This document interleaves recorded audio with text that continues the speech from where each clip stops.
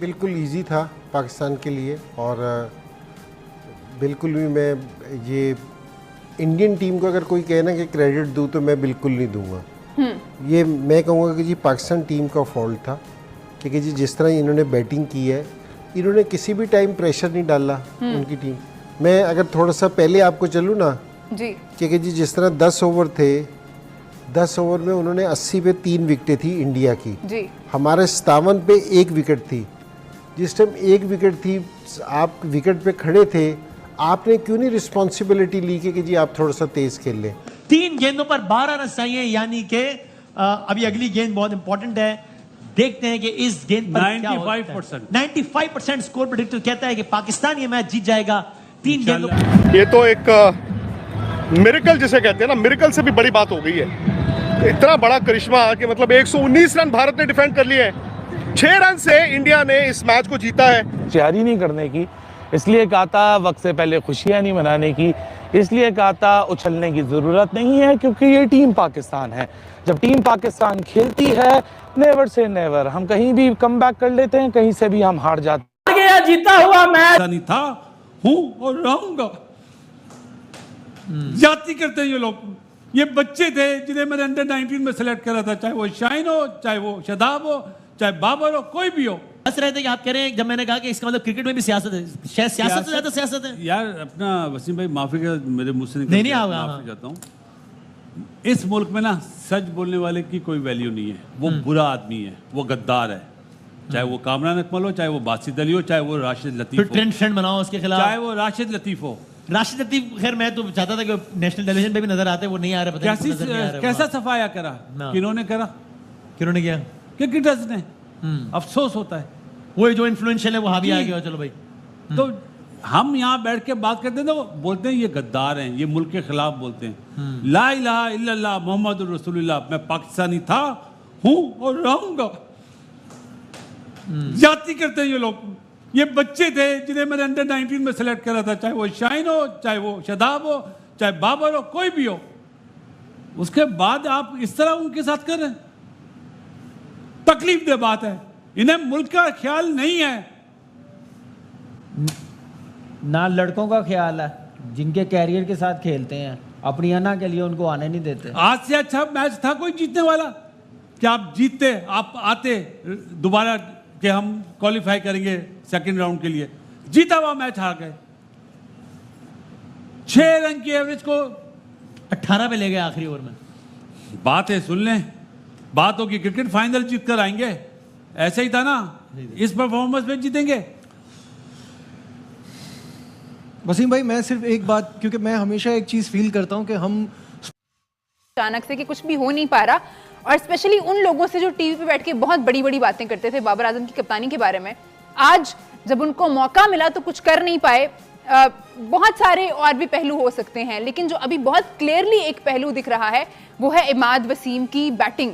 जब आए वो उस वक्त रिक्वायर्ड रेट 6 साढ़े 6 के करीब था, और इतनी एवरेज बढ़ती चली गई, ना उनसे हिट हो रहा था, ना उनसे भाग के रन लिया जा रहा था। हुआ क्या, कहाँ हम आखिरी 7 ओवर में इतने गलत हो गए कि हम 120 करा के भी 6 रन से मैच हार गए। इस पे बात करेंगे हम। सलीम भाई और इंजामुल हक भाई ने मैं ज्वाइन किया है। इंजी भाई आपसे शुरुआत करना चाहूंगी। इंजी भाई, एक मैच जो इतना इजी दिख रहा था हमें, इतना इजी तो चले हम नहीं कहेंगे क्योंकि ऑपोजिशन भी तगड़ी थी, उनकी बॉलिंग लाइनअप बड़ी स्ट्रांग थी, बट एक नामुमकिन चीज नहीं थी ये मैच जीतना। लेकिन फिर भी जब आपके बैटर्स इस तरह से थ्रो कर देंगे गेम, तो आप कप्तान को फिर इल्जाम नहीं दे सकते, फिर आप किसको इल्जाम देंगे? देखिए, गेम बिल्कुल इजी था पाकिस्तान के लिए और बिल्कुल भी मैं ये इंडियन टीम को अगर कोई कहे ना कि क्रेडिट दूँ तो मैं बिल्कुल नहीं दूंगा। ये मैं कहूँगा कि जी पाकिस्तान टीम का फॉल्ट था, क्योंकि जी जिस तरह इन्होंने बैटिंग की है, इन्होंने किसी भी टाइम प्रेशर नहीं डाला उनकी टीम। मैं अगर थोड़ा सा पहले आपको चलूँ ना जी, क्योंकि जी जिस तरह 10 ओवर थे, 10 ओवर में उन्होंने 80 पे 3 विकेटें थी इंडिया की जी। हमारे 57 पे 1 विकेट थी। जिस टाइम 1 विकेट थी, आप विकेट पे खड़े थे, आपने क्यों नहीं रिस्पॉन्सिबिलिटी ली कि जी आप थोड़ा सा तेज़ खेल लें, क्योंकि जी आप है ना थोड़ा सा अच्छा करें। क्योंकि जी जहाँ 6 रन की एवरेज थी, तो 13 रन के बाद भी 6 प्लस की एवरेज थी। एक तो ये वाली चीज़ है कि जी ये नोट करने वाली है। दूसरी चीज़ ये कि जी इमाद वसीम का है कि जिस तरह वो खेला है कि जी मुझे हमें किसी टाइम लगा ही नहीं, अगर आपसे हिट नहीं लग रही तो आप आउट होके जा सकते हो कि वापसी किसी और को, अगर ऐसी नहीं कि जी हिट नहीं लग रही, टेल एंडर नहीं हिट मार रहे थे। नसीम शाह ने आके 3 बॉलों पे 10 रन किए हैं, हाँ जी, ठीक है ना, उसने आके हिट किया है।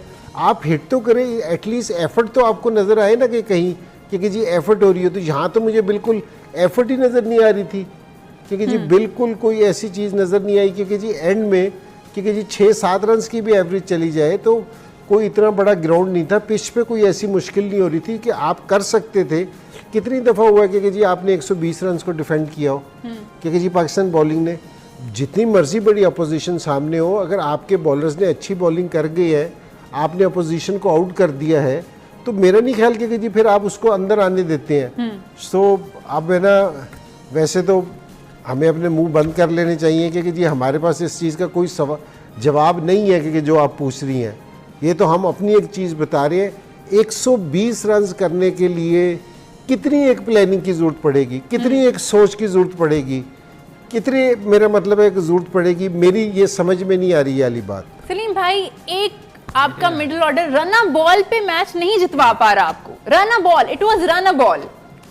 देखें, हम जितना क्रेडिट दें अपनी बॉलिंग को, हम बार बार कह रहे थे कि यहाँ सिर्फ अगर मैच जितवा सकती है तो वो हमारी बॉलिंग है, और उन्होंने जो वो कर सकते थे 120 पे 80 पे 3 आउट, जब जडेजा की स्किल पे शक नहीं कर सकते, ये आपको अब पता चलेगा। आपका बॉलिंग बेहतर, इंडिया की बॉलिंग बड़ी जबरदस्त है, अब आप बहुत जबरदस्त बॉलिंग है टीम इंडिया की। एक बात तो ये है, और दूसरी बात जो ऐड करूंगा मैं, मोहम्मद आमिर, मैं मोहम्मद आमिर का बहुत बड़ा fan, no doubt. Mohammad Aamir को मैंने 70वें ओवर में ही बुरा भला बोला था, लेकिन मैं तब बोला था कि भाई मोहम्मद आमिर अपनी स्किल पे बॉलिंग करता है ना जिस दिन, वो उससे बड़ा बॉलर कोई नहीं होता। एक बात तो ये है भाई, डिफिकल्ट रन चेज होगा, डिफिकल्ट रन चेज होगा, मैं लिख के देता हूँ, लग नहीं रही, डिफिकल्ट रन चेज होगा। टीम इंडिया को छोटी टीम समझते हो, कंडीशन टीम इंडिया को छोटा समझते हो, ऐसा हो नहीं सकता। एक आपको बस मैं अपनी तरफ से देने लगा हूँ, अगले मैचेस में जयसवाल से ओपन करवा के दुबे को बिठा के विराट को तीसरे पे खिला लो, मैंने याद आपको बस ये काम कर लो, यकीन करो बड़ा शाम सीध होगा। जयसवाल से ओपन करवाओ, प्रेशर पड़ेगा, दुबे को ड्रॉप करके आप विराट को तीसरे पे खिलाओ, ये आप अपनी उसको कवर करने की चेंज करो। चाहे जैसी मर्जी स्टार्टिंग में बॉलिंग हो, लेकिन एंड के ऊपर बॉलिंग अच्छी आई है, पाकिस्तान स्कोर को रोका। अब बात तो देखिए, अगर मैचेस सारे फंसे हैं, सारे मैचेस फंसे हमने देखे, लेकिन एट द चेजिंग वाली टीम जीती है, पाकिस्तान का मैच फंस सकता है, हम ये नहीं कह रहे, मैं ये नहीं कह रहा वन साइडली सिंगल हैंडली जीतेंगे, पूरी कोशिश करेंगे, लेकिन ये मेरे कारण अब बनता ही नहीं है। अगर आप इंडिया के खिलाफ 120 भी चेस कर सकते तो फिर आप क्रिकेट ही छोड़ दें। ऊपर से 3-4 चांसेस ये सब करके मिस तो है भाई, वाकई एक और मैं ये कहना पड़ रहा है, मेक श्योर किया यार,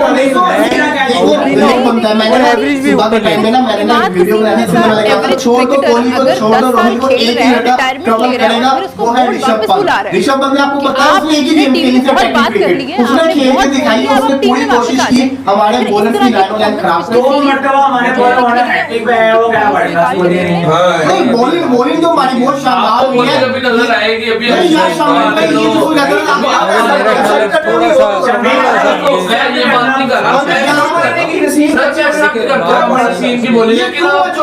लेकिन आप वर्ल्ड क्लास बॉलिंग कर रहे हो, आप शाहिन अफरीदी की लाइन लेंथ नहीं आती है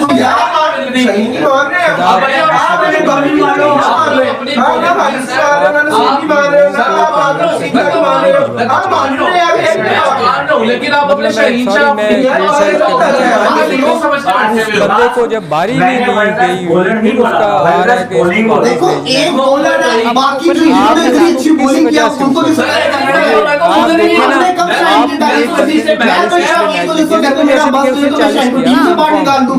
इंडिया अच्छी बैटिंग के साथ 120 से आउट होना, आप कह रहे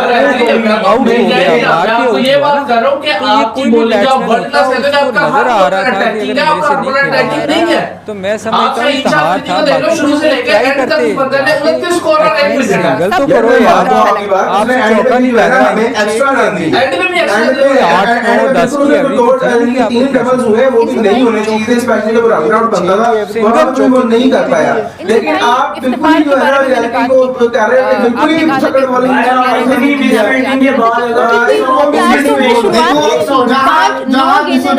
बात कर रहे हैं, मैंने भी कहा कि इंडिया ने पाकिस्तान ने बॉलिंग अच्छी की, वहां पे ये भी बात बनती है कि रन जिसको कहते हैं क्या पाकिस्तान चेज कर पाएगा, मैंने बोला है कि ये सिंगल हैंडलिंग नहीं जीत 120 चेज करना अगेंस्ट इंडिया, आपके शाहीन को स्विंग नहीं मिला, लेकिन अर्शदीप आपके हारिस को पहले ओवर घंटे पड़े थे, लेकिन बुमराह को पहले ओवर घंटा नहीं पड़ता। आपके आगे अच्छी बॉलिंग की, इसने पूरे जिसको कहते हैं हर ओवर उसने अच्छा किया, तो भाई दूसरे ओवर को थोड़ा अटैक हो गया, लेकिन उसने पहला ओवर अच्छा किया, वहां उसको कहते हैं सिराज भी ऐसी बॉलिंग करे। यही बात कर रहा था कि हमारी ओपनिंग डिसाइड करने की कि आप किस तरीके से चेजिंग करना चाह रहे हैं, हम पे प्रेशर तो नहीं है। अगर हमारी ओपनिंग 50-60 की भी लग गई ना तो हम जीत जाएगा इजीली। नहीं, मैं ये कहूंगा कि पाकिस्तान का अगर ओपनिंग स्ट्रेंथ चल जाए तो पाकिस्तान आराम से जीतेगा, लेकिन जो उनके बॉलर हैं, मैंने रोहित शर्मा और विराट कोहली के चेहरे देखे, वो रिलैक्स है। और आपने एक चीज को माइंड के अंदर रखना, अगर आपके इमाद वसीम को स्पिन मिल रहा था तो वहां पे जडेजा और अक्षर पटेल जैसे दूसरी बात ये कि यहाँ पे चौके मारना मुश्किल 13 ओवर तक एवरेज अगर है ना 6 रन की थी, 6.4 की थी, तो लास्ट 3 ओवरों में तो आपको स्कोर चाहिए था 10 की एवरेज, तो ये बीच के 4 ओवर कहाँ चले गए? एक टाइम पे इंजी 6 से कम आ गई थी, 6 से कम आ गई थी, 51 बॉल 49 रन चाहिए थे। ठीक है, तो बात ये है कि इनसे और सलीम भाई, मैं अब आपको ये जितनी भी हम बात कर ले ना अब बैठ के कि जी ये इसकी गलती थी या उसकी गलती थी, मैं अब ये जो बोर्ड के चेयरमैन है ना जी, अब उनसे ये कहूँगा कि जी बास टाइम ऐसा होता है कि आप जिस टाइम जाते हैं ना, कुछ इतने इम्पोर्टेंट है ना टूर्नामेंट्स होते हैं कि जी आप चेंज करना भी चाहें तो नहीं चेंज कर सकते। ठीक है, सो अब वाला टाइम है ना गुजर गया है हमारे पास से। हाँ। अब ज़रा बैठ के ना कुछ सीरियस है ना, इनको बैठ के ना कुछ देखना पड़ेगा, कुछ सोचना पड़ेगा।